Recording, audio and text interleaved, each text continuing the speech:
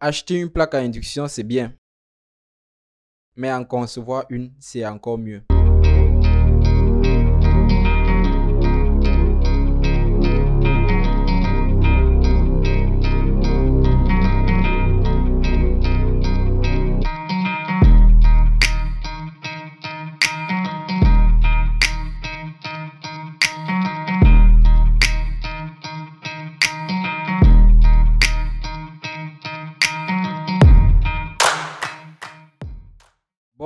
Bon. Commençons tout d'abord par ouvrir une plaque à induction pour voir ses différentes parties. En premier, nous avons le circuit de redressement et de filtrage qui sert à filtrer le signal secteur. Le circuit de commande basé autour d'un microprocesseur. L'alimentation à découpage qui alimente les cartes de contrôle et le ventilateur. Le circuit d'affichage et le circuit de commande tactile. Le ventilateur de refroidissement et la bobine d'induction qui est le composant principal. Un ustensile de cuisine compatible avec le phénomène d'induction. Avant d'aller plus loin, il faut d'abord se demander c'est quoi une plaque à induction.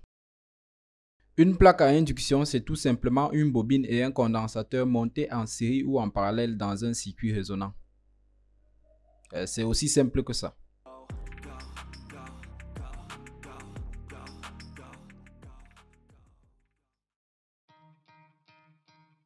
On peut donc choisir la valeur de notre bobine et de notre condensateur en fonction de notre fréquence de résonance. Nous pouvons donc y ajouter le filtre et le redresseur d'entrée. Nous remplaçons le bouton par un transistor MOSFET et nous ajoutons à cela un circuit de commande d'impulsion du MOSFET qui sera calibré ici à 10 kHz. À ce niveau, nous avons déjà une plaque à induction totalement fonctionnelle, mais il reste encore à la commander.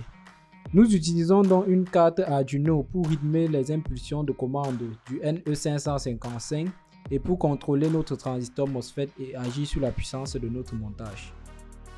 À ce niveau de la conception, je vous recommande ma méthode de professionnel, c'est-à-dire d'ajouter des effets visuels inutiles jusqu'à ce qu'on y croit. On procède dans l'ordre, allons-y. En premier, on rajoute 4 boutons qui vont servir à la commande tactile de notre plaque. L'un va servir à augmenter la puissance, l'autre à la réduire. Un sera pour l'allumage et l'extinction et l'autre pour la mise en sécurité de la plaque. On rajoute ensuite un magnifique circuit d'affichage 7 segments avec décodeur pour afficher la puissance de la plaque. On ajoute un écran LCD, un capteur de courant, un capteur de température, des LED pour la signalisation et un moteur pour notre ventilateur. Enfin, on a notre plaque à induction. Passons maintenant à la programmation de notre plaque à induction qui se fera dans le logiciel Arduino.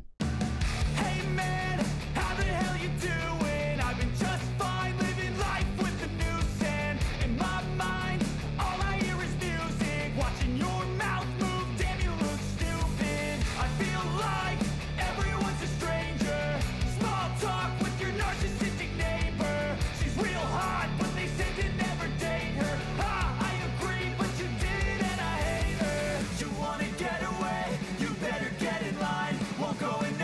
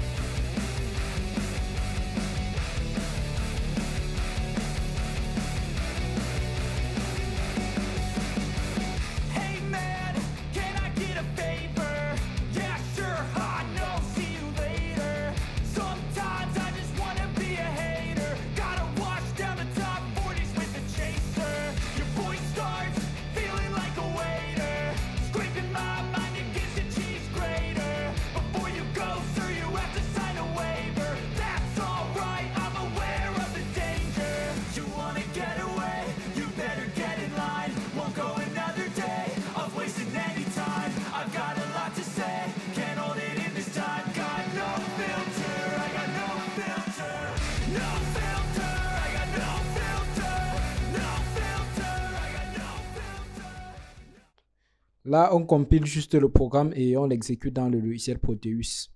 Et vous pouvez être content de votre résultat. Si à ce niveau de la vidéo, vous êtes toujours là et que la vidéo vous a plu, alors n'hésitez pas à liker et à vous abonner. Mais si ce n'est pas le cas, dites-moi en commentaire ce qui vous a déplu et j'essaierai de rectifier dans des prochaines vidéos. Merci et à très bientôt.